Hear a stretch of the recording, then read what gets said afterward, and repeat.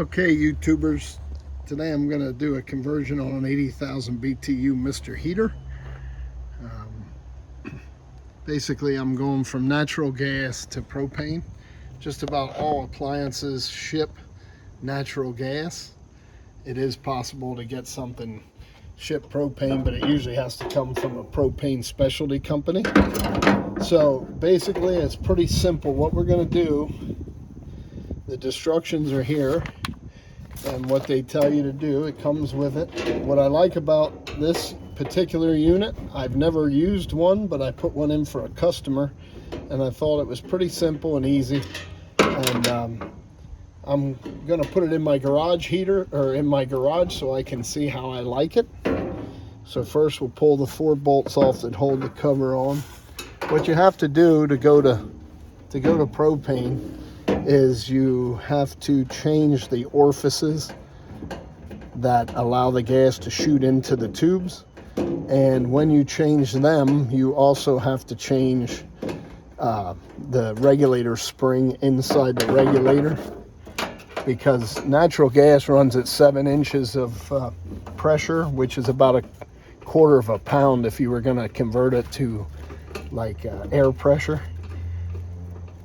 Propane runs more like 13 inches, 11 to 14 for all the people that are going to watch this to criticize it.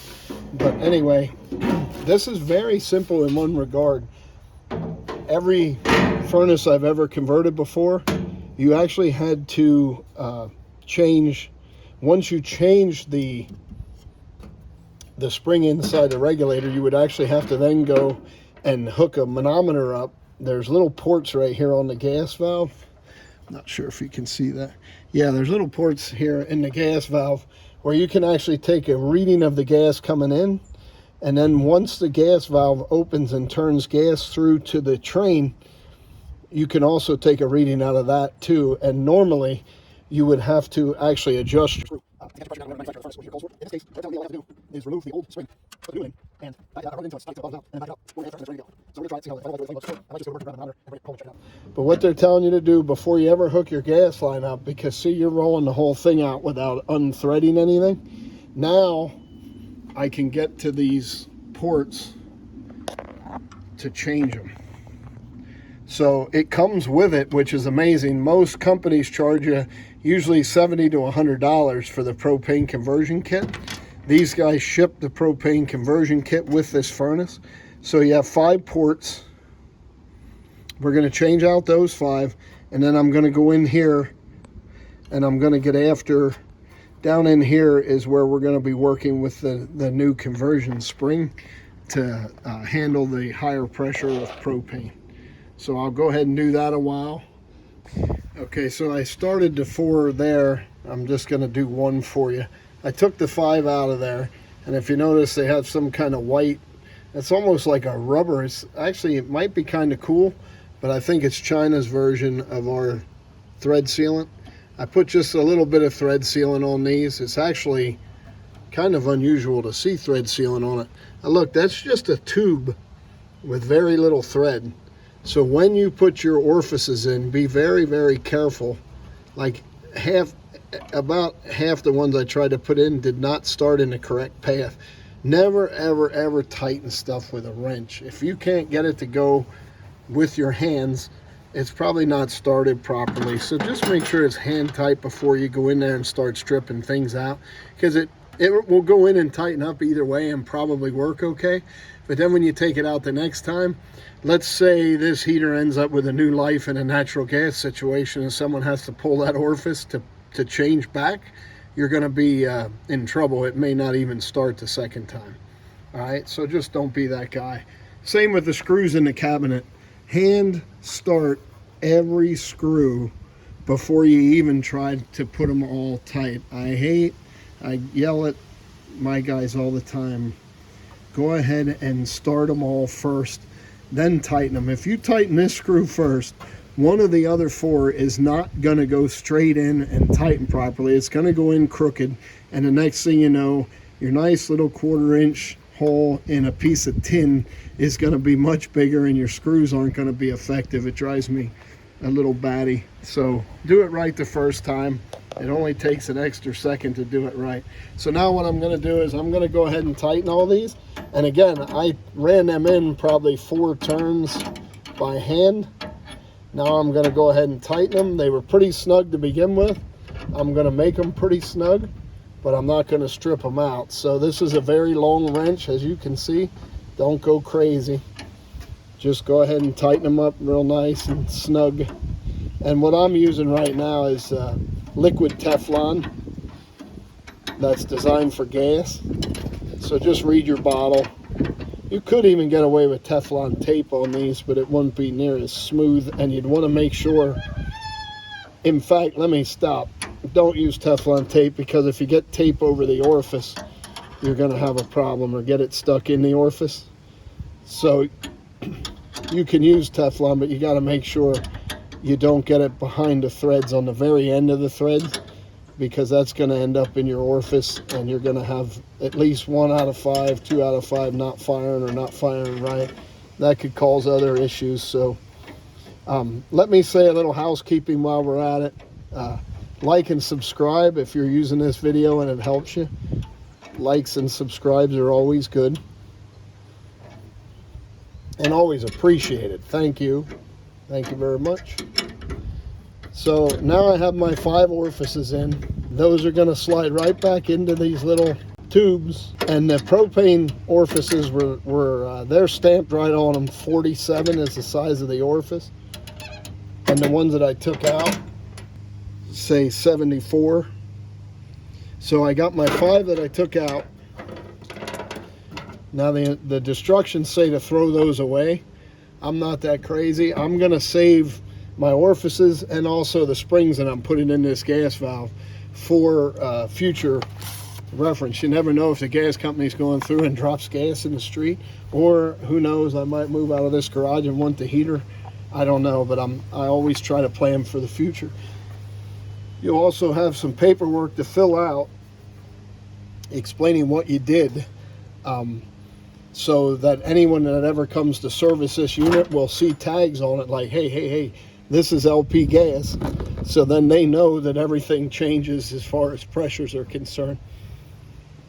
Now we're going to go ahead and do our gas valve. Here's your gas valve kit. So this screw, like I explained earlier, that silver one right here, that's going to have my spring in it, and this is what I'm going to find in there. They give you a new plastic piece to go down in. That's the cap, and that's the spring, and we'll see where that goes as well while we're in there. So I'll show you everything we're taking off. There's that rubber O-ring that comes in the kit for the cover. And then way down in there is the way down in there is one of these, but it's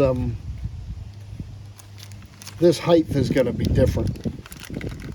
The shoulder on it is going to determine how much pressure it's going to put on the spring. So far all I've used is a 1/4 inch nut driver, and I believe that's it to get to this point. Now I'm going to go find a Torx that's going to fit down in that. If you can see that, that's a Torx socket or a very wide flat blade screwdriver. While it is Torx, it's so big I would need a Torx socket and extension and ratchet and everything, and we don't have to get that crazy. This flat tip screwdriver fits in there absolutely solid, and it'll give me a little better idea of my 1.5 turns. So after reading the instructions, and while I'm telling you don't do this at home, any of it, if you're not certified, qualified, blah blah blah, but the instructions say to run this screw in tight and back it out 1.5 turns, and it's good to go.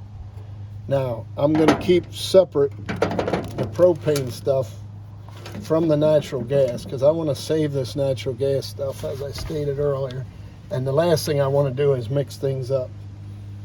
That don't take much for me. So there's my old nut, which is actually new, but I'm calling it old because it was already in there. Then I'm going to fish that spring out of there. Down in there, you're going to see a spring. I'm going to bring that spring out of there. Put him over there with all the goodies I already took out. And I believe that's going to be it. And I'm going to, in the kit, I got a new spring. I got a new cover, the gasket, and a new holder that's going to hold the spring down. So I'll go ahead and put that in. I'll let you watch. Don't distort this spring in any way, shape, or form. But okay, so the silver one was for natural. The red one is for propane. What you're going to see is this one is much more solid. In other words, if you notice, it's like twice as many rungs, and it has a little bit more tensile strength, I guess we'll call it. I don't know. So I'll drop that in, I'll put this in, and I'll run this down till it bottoms. And then, like I said, the instructions say to come out 1.5 turns, and you're good to go.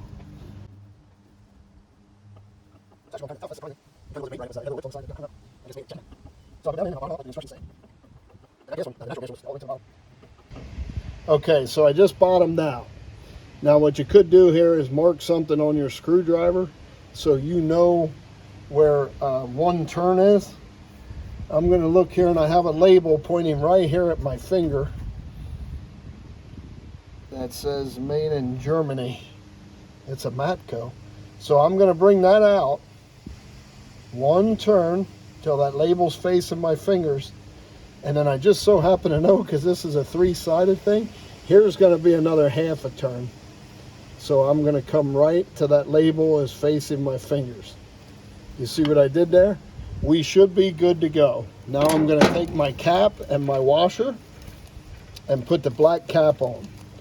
I don't know why they changed colors. It may just be so we know that it's been converted. I don't know, but it does come with stickers. And as I stated, you want to do that paperwork and get it stuck on this furnace so everybody knows you converted it to propane. So then I'll put this little O-ring right here, and I'll run that into the, and this doesn't go down in, this just sits where that silver cap was that I showed you earlier. So I'll put this back in.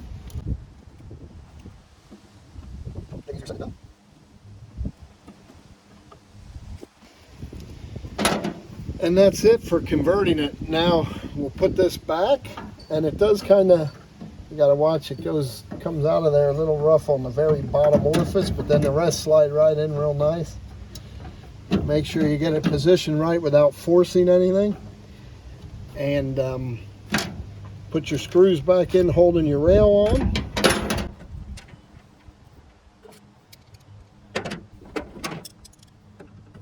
Same principle as I was hollering about earlier. Get all 4 screws in there, started by hand. Now granted, I did use my tool, but I'm telling you, I didn't put any pressure on them. Get all 4 started before you ever tighten one. All right. And this does not have a pilot or anything. Down in here is your igniter. What this will do is when it has a call for gas, it will start igniting a little sparker in there, and when the gas comes through, it lights one, and then it'll light them all. Now I'm going to put the cover back on, because for all intent and purposes, we're done here. My gas valve is already set to on. The only thing I'll need to do in here yet, oh no, I don't even need to do that in here. It has the hookup on the back side of the furnace for your thermostat. My venting is going to be through the ceiling, so you're not going to get a whole lot out of that, where you're more than likely you're going to be venting out a wall. Because these little bad boys have their own inducer, so that is nice. By having its own draft inducer, that means you can run the exhaust straight out the wall, which is beautiful. That makes life simple. Okay, so I read further into the instructions, and I was completely wrong. You do have to take a gas reading when you are finished. They're telling you to plug into the end of the gas valve, and with a manometer, you need to make sure your gas pressure is correct. It's propane, 0 to 2,000 feet, you want 10 inches. And 2,000 to 4,000 feet, you want 8.5 inches. So you do need to check that. And then here is your inlet pressure. As I stated before, natural gas, they're saying minimum 5, maximum 14, but normal natural gas that I've ever seen is 7 inches, generally speaking. Sometimes it can be a little less if they're having trouble getting gas to your area, or the pipes are real old in the ground. They will actually lower the gas pressure. Propane, 11 to 14, like I said. So I was right on the money there. So again, once I'm done here and I have everything hooked up and I go to fire it, I'm going to get on that port on the outlet side of the gas valve. It's important you know, not the inlet side, but the outlet side is where I'm going to make sure that gas pressure comes right into where they say it needs to be. And again, now I'll go ahead and put my stickers on, so everybody and their brother knows that this was converted. Okay, people, so my old gas furnace ran out the roof, so I'm just going to vent single wall right out the back and up that vent. So what I'm doing now, I want to get this out of the way. I pulled the plug out of the gas valve right here. This is what's called manifold side. This is your pressure coming in. They want that to be 11 to 13, like I stated earlier. This is your output. So under 2,000 feet above sea level, they want your output for propane to be 10 inches of water column. So I have my manometer. Now I'm going to zero this bad boy out. Or not. And I have a temporary thermostat set up here. This is just, you put 2 wires together. So I obviously hung the heater. I have a flashlight sitting here to do my, this is called a Nebo Slide King. These things work incredible. They have super strong magnets. They slide, or they can work as a regular flashlight. They're totally awesome. I would highly recommend it to anybody that works around equipment. So when this thing fires, what we're looking for is 10 inches. So there you hear the igniter, the flame is lit. Okay, we're at 11, we're at 12 inches, so we're set too high. So if you remember, I showed you that cap we put on. I'm gonna grab a screwdriver, remove that cap, and then we're gonna have to back out that. Remember I told you, you go in for more gas pressure, out for less. So I'm all the way up to 12 water columns, so I'm firing this thing a little too hard. So like I told you, I'm back out that plastic cap installed. This is a lot easier when you have 2 hands. My mom has a magnet on the back, so that's about the first. First thing you have the fans roll. Very easy to install this furnace, very nicely. I put it all by myself, I use a ratchet strap going up to the ceiling. As soon as I get this plastic cap out of there, I'll adjust that screw, you'll see the gas pressure come down nicely. That comes in for the fall. I'm gonna take this also over to that. So right now you hear the fans still running. I just took off the heat off the unit. So I'm going to go ahead and back that off another, I don't know, quarter turn maybe. And now I'll fire her back up and we'll start watching my meter again and see what we got.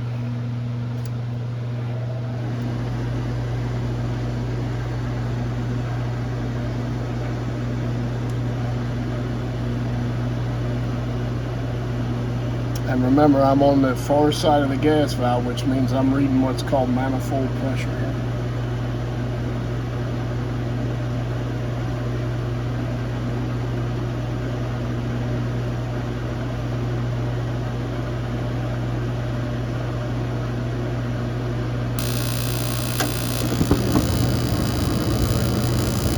Okay, so even though I adjusted it, we're still at 11, so I'll just keep coming out with it.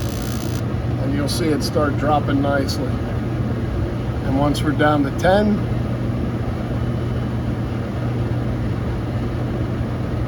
now the instructions say not to use a digital manometer, that you should use the old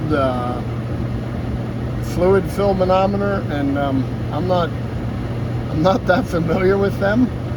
I'm not going to tell you they're wrong, but I'm just telling you I feel very comfortable with this unit here. I've never had any trouble with it. I've used it a lot, and I'm pretty confident we're dead on. Okay, so I'm right on 10 now. So this is done. Our conversion is totally complete. We're ready to roll. If you notice the flame shut off there, that's because I disconnected the thermostat. Now the fan's going to keep running. I also pulled the louvers out of it while I was pulling it up in the air. These louvers are kind of very thin and easy to bend. So now I'll put my side cover back on, put my louvers on, and this bad boy is ready. A word about the gas line. When I ran the gas line in here, I reused the gas line, so I only had to check for leaks. Whenever you install a new gas line, you must test it to 3 times the operating pressure. In this case, 3 times operating pressure would be that 14 inches we talked about, 11 to 14 or 11 to 13. That's about a half of PSI. So you would have to test that line at 1.5 inches to 2 inches of pressure using either nitrogen, shop air, something along those lines, an inert gas. In this case, I always use 3 to 5 PSI. I'll turn the gas off. I'll fill that line with 5 pounds of pressure and let it sit for 10 to 15 minutes. It's not worth trying to shortcut doing a gas leak check. So all I got to do now, this is the plug I took out. It's a 3/16 Allen. I'll take my fitting back out. This plug, I'll put a dab of thread sealant on that, throw it back in there, and we'll be all done. In a minute, if we're still talking here, you'll see the fan will shut off. My little trusty light here I can shut off. These are totally rechargeable and awesome. They're made by Nebo, and again, we sell them. We'll gladly ship them to you. If you need a good flashlight, they are the bomb. Again, it actually pulls out, and then you get a fluorescent type light where you can just stick it. It's LED, but I mean, just referencing fluorescent. It gives you a great view of everything. So you put it where you need it, and then you can do your work. All right? Listen, YouTubers, don't forget to like and subscribe. We need that. And also, remember, if you don't know Jesus Christ as your Savior, hell's too hot, time's too short. Don't let the sun set on your lost soul. Jesus Christ is coming back, and you're going to want to know him. All right? Thank you guys for watching. I hope we were a help to you. And I think we covered everything you need to know to buy one of these and put it in for yourself. Thank you.